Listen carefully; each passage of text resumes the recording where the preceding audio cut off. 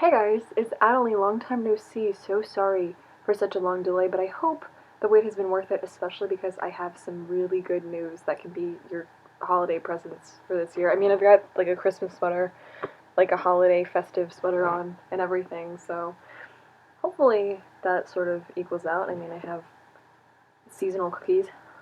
So, I've got good news for Steven Universe, I've got good news for this channel, as well as I'm going to condense two Steven Universe episode reviews for the two episodes I never got to today. So I hope you guys have lots of really good goodies.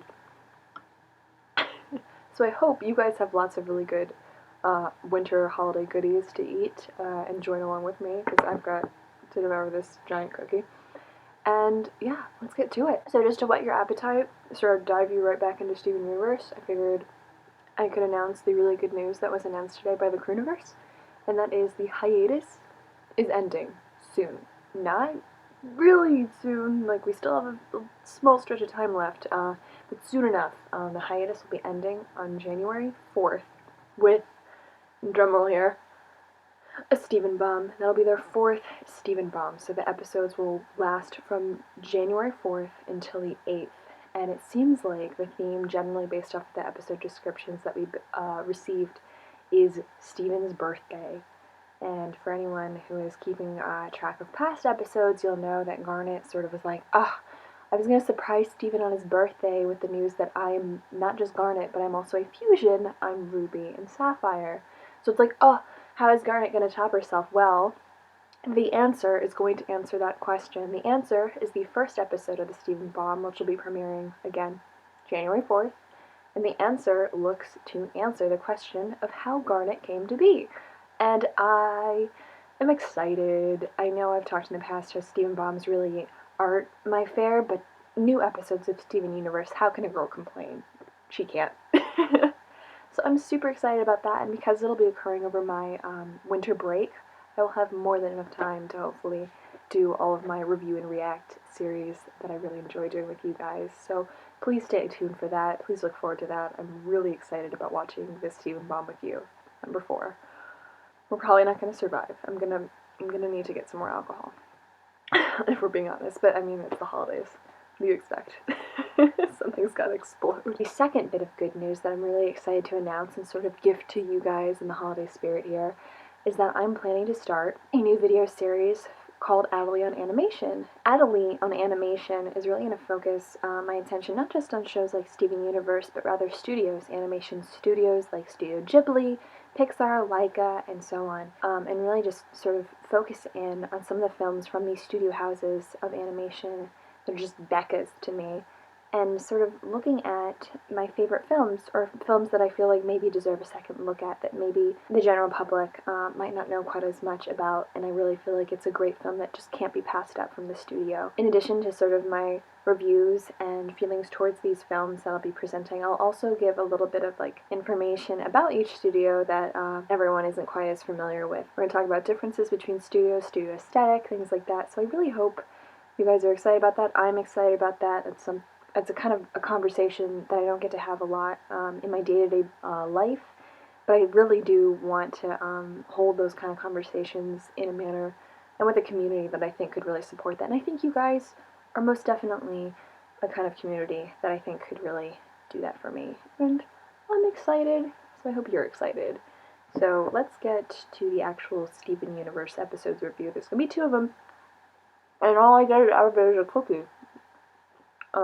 So really, you're getting the good end of the deal here today. Now, these 2 episodes are episodes that aired way back in October, and are the last 2 episodes that have aired since the hiatus began. The main reason I didn't review them, like most of my excuses for not doing things in the timely fashion that I say I will, is because of just sheer schoolwork overload and just general college stress. But really, the important thing here is reviewing those 2 episodes, and those 2 episodes are Too Far, which is the final episode prior to the hiatus, as well as Back to the Barn. And these episodes, I've heard the Crewniverse classify these as well under this term, or under this arc title, as well as just sort of I am generally regarding these episodes as a part of this arc, and that is the Barn arc, or the Back to the Barn arc, which makes sense. We have different title cards, at least for Too Far. which feature the barn heavily, as well as a setting change from Steven's house and directly sort of in Beach City back to the Base headquarters and Steven's relatives, Greg's relatives' barn for building a machine to destroy the cluster. And what we're getting from both of these episodes, I think they pair incredibly well together, which is really great that I'm having to review them at the same time here, is not only are we really discovering more and more of Peridot as she's working alongside the crystal gems, but we're also getting a bit more background information regarding Homeworld's view of the crystal gems. We really haven't gotten that a lot beyond what we heard from Jasper and her sort of talk down to the crystal gems in The Return, as well as just sort of like snippets in Peridot's barbs to the crystal gems when they've been battling previously. But really, in Back to the Barn, we get the confirmation that a lot of fans have been theorizing for a really long time, that Pearl is indeed sort of a second-class servant, or if we're going to go so far here, say slave class of gem. And that's really interesting because it's something a lot of fans have sort of speculated based off of Pearl's own view of herself. That's really been built up positively with the inclusion of Steven greater and greater into the team and his confidence building with Pearl. And so we get to see that sort of play out in a giant robot battle between her and Peridot vying for control of who's going to lead design and construction of the cluster destroying or attacking mechanism that the crystal gems are trying to create in order to combat that. Which is great, because that's something that I've like really oddly been excited about, or the possibility of, for Steven Universe to have an episode featuring some kind of giant robots, like on the Transformers kind of scale. And I know one of the writers for Steven Universe, Matt Burnett, seemed equally excited about that. He teased a little bit about it in the days leading up to this episode, that he was like, this is like my most favorite thing to happen. And like the entire time during watching the episode, I was just like, there's giant robots on my screen, and I'm so excited. And just like the tally marks with Steven was just like such a classic like cartoon sort of callback. But there was also, again, just some great world building, some great confirmations in terms of the class, potentially even caste system, as we're getting into too far here for the gems that are sort of ruling, or dominantly ruling their lives and things like that. And it's just really great to sort of have that kind of confirmation as we're moving forward into this series. And I think with this upcoming Stevenbomb, we're going to continue to get those homeworld confirmations as we're hearing more from Peridot, potentially hearing more from Homeworld as they're responding to that distress signal that she was able to send out. I know so deep in my heart that there's such a great potential for Yellow Diamond to make an appearance at some point, if not in the Stevenbomb, then in the upcoming episodes. So anxious about that, so anxious. But really, I'm starting to get ahead of myself here. So, Back to the Barn, Back to the Barn, that's the title. Great episode. Incredible world building, incredible character development, really showing how far Pearl has grown from, say, Coach Steven, where she's having to fight against Sugilate, and Steven is having to coach her on and to encourage her to be her best self when she doesn't feel that she is, versus her completely just sucker punching Peridot and just being like, I am a Pearl, and it's just, it's great, and this is honestly, at this point, one of my, like, top 5 episodes. Just, it gets me really excited, and I love it. Moving on, it's again, for Too Far, really Peridot-centered, but it moves away from Pearl being paired in that centered focus, and includes Amethyst instead, which is interesting, because we sort of, as we did with Pearl, getting confirmation about how Homeworld views her, get some confirmation on Amethyst on how she can be viewed. And for a lot of people, this episode was a confirmation towards the comments that Jasper made to Amethyst regarding her being a defective Amethyst, or something along those lines. Defective was the key word really there.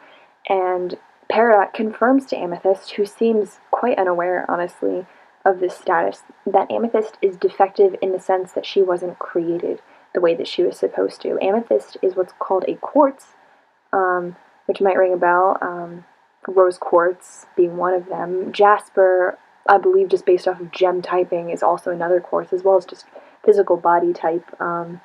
So we've got those two quartzes as examples, just thinking about you guys in terms of height, as well as in terms of physicality. They're definitely both imposing gems. They look like they can hold their own. They're not scrawny by any means. Not that amethyst is either, but you know what I'm saying here. Like, they're not, in terms of their physicality, their body types, they are not pearl. They can't be pearl, comparatively. Whereas amethyst, as Peridot tries to very bluntly put it, is small and scrawny, and is not made the way she was supposed to be designed. She cooked too long in the kindergarten and is now sort of seeing that, like, you know what, she doesn't look on the outside how she actually is on the inside, or was supposed to be, which to anyone could be an incredibly crushing blow.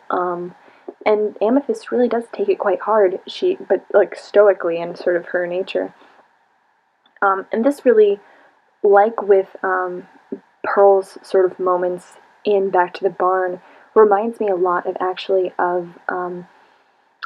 what episode is that? Tiger Millionaire, I believe, is the title. But Amethyst acting as Purple Puma and sort of playing out these frustrations that she has about her size, and just showing Steven and herself, as well as the other gems, that she is capable of doing great things. And it's just sort of heartbreaking to see Amethyst really dealing with these issues regarding her physicality, and sort of that she doesn't appear the way she's supposed to, but is still physically able to handle the workload of a quartz. And getting back to what I was talking about a little bit earlier ago, of the caste system that I believe could be in place. I know a lot of fans believe it's just strictly a class system, but to me, and this is probably just based off of my own interest in caste systems and just my fictional writing relating to caste systems, but Peridot mentions in Too Far that Amethyst is a quartz, and that a quartz is a soldier or fighting type, and continually refers to Amethyst as she's sort of joking, or trying to joke, but really doing it unsuccessfully. Yeah, you get that soldier and things like that, and just sort of inserting this like soldier title to Amethyst, who really has never been referred to that before. So it's sort of making like the gears in my head sort of start spinning, and I'm thinking, okay, maybe all quartzes are considered soldiers. Maybe Jasper is considered a soldier. Maybe Rose Quartz is considered a soldier. And I don't know, that'll be really interesting to see how it plays out as the series progresses. As we learn more about other gems, I'm really, really excited to see. The Answer is the first episode, as I said earlier, of the upcoming Stevenbomb on January 4th. Can't talk. I'm too excited.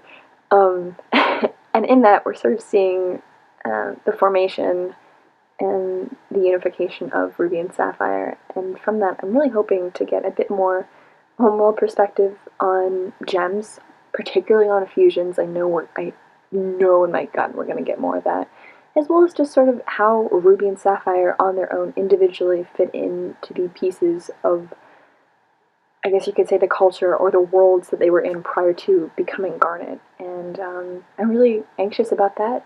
It's been such a nice build-up right now of background information leading up to what I can only assume is going to be a super tension-filled sort of climax here with the reveal of the cluster.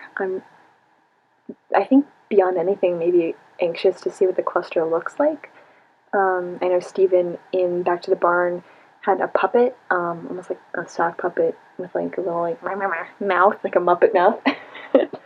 And Peridot made the comment of, that's not what it looks like, which sort of raises the question of, how does Peridot know what it looks like? Like, has this been done to other planets before? Which is making me think yes.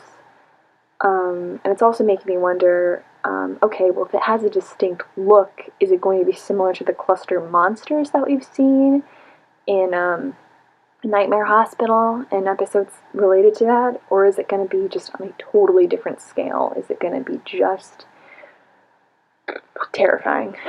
My thought on that is yes. I really can't even imagine how scary that could be. I honestly would not put it past the crew to base the monster off of monsters, or some kind of monstrous forms from an anime that to them is important or just as great design, things like that. So that's totally likely. But for right now, again, excellent build-up into the latest Stevenbomb number 4. Ideally hoping for a lot more characterization, homeworld perspectives to come into play following these 2 episodes where a lot of that really surfaced and was explored. Ideally, maybe there will be some Peridot involvement in the answer. I know for sure over the course of the week she's going to be included, but in the answer it would be sort of interesting if there's been a preview clip released where Garnet and Steven are sort of talking because it's Steven's birthday present, but it would be sort of interesting, I think, for Peridot to intrude and sort of mess up Garnet's narration of her own personal story. Maybe a little frustrating, but also could cause an interesting dynamic as she sort of contradicts maybe like what a fusion is, as well as sort of allowing her to maybe understand Garnet a bit better in the same way that she's learned to understand little by little Amethyst and Pearl a bit more. She's begrudgingly sort of apologized and given recognition to both of them, more of an apology to Amethyst and more of recognition to Pearl, but still I think they're on the same level there. So to see that occur with Garnet as well as with Pearl and Amethyst, I think would be fabulous. I think the same opportunity could be extended to Steven as well, but Steven is such a kind-hearted individual and has already extended such a big olive branch to Peridot that I almost feel like it's potentially unnecessary that she already has a slight allegiance to him if there was going to be sort of a straw that breaks the camel's back in terms of who Peridot wants to reunite with or to align herself with in terms of Homeworld versus Crystal Gems. And that could be interesting. I think that's definitely an upcoming plotline as well, is Peridot potentially choosing between the 2 worlds that she's come to know now on Earth or back on Homeworld, which she so desperately wanted to return to. I think if push comes to shove, at this moment, she would probably choose Homeworld. But I think in making that choice, there would be some regret that would sort of fester, that would lead to sort of a backstabbing sort of return to Earth. But that's just an outlandish, I don't know, I guess right now, really. But that's really about it. The only thing I can think of now, beyond just Steven Universe things, is just going back to sort of my news gathering at the beginning of the episode, as well as sort of regarding my lateness of this episode. Where in the lateness, if any of you guys are frequent watchers of the Vlogbrothers like I am, you'll know that John and Hank, who host the Vlogbrothers, if any time they go against their personal rules, they ask their viewers to send in they call punishments, and one of them will choose the punishment for the other brother who's made a misstep or stepped out of line of the rules, and the other brother will have to impose that punishment on themselves in order to atone for their wrongdoing. And I thought that this will sort of be like a benevolent dictatorship sort of deal, that it could be interesting if you guys want to impose a punishment on me for just how long this React review has sort of taken. Because literally these episodes aired in October and it's now mid-December, so it's a little embarrassing that it's taken me this long to get to it. So feel free in the comments to leave a punishment if you think I am deserving of that. I will more than happily read through them, take your suggestions into consideration. I do have a kind of punishment in mind that some of my, at least one of my roommates is interested in participating in as well. So at the very least, you'll get a really bizarre video where I'm torturing myself with my roommate in January.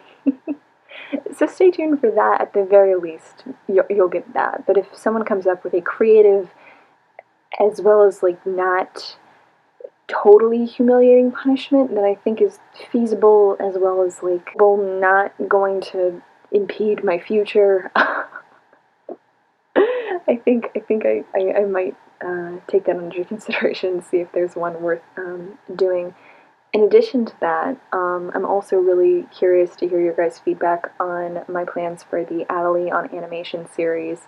The first studio that I'm planning on doing, and that'll be this month into next month. I'm planning 2 videos, but there could be potentially room for more, depending on how my schedule is going, as well as just other extraneous things. But the studio I'm planning on doing is Studio Ghibli. It is near and dear to my heart during this time of year, since my freshman year of high school, I've done an impromptu marathon of as many Studio Ghibli movies as I can over every single winter break I've been given.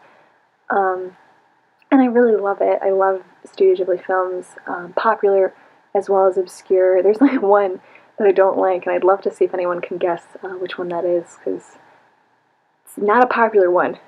No, it's not good.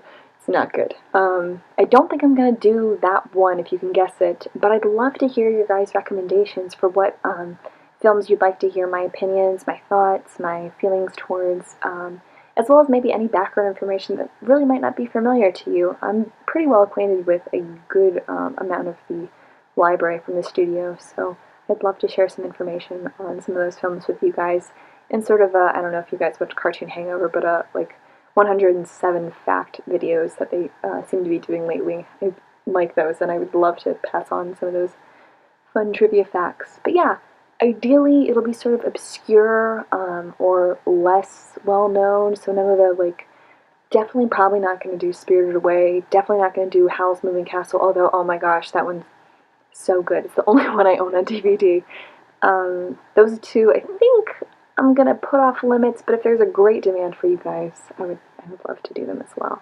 But yeah, so those are my plans. Those are my requests for some feedback from you guys. I hope you guys are having an incredible winter, getting into that holiday season for whatever holiday you personally celebrate.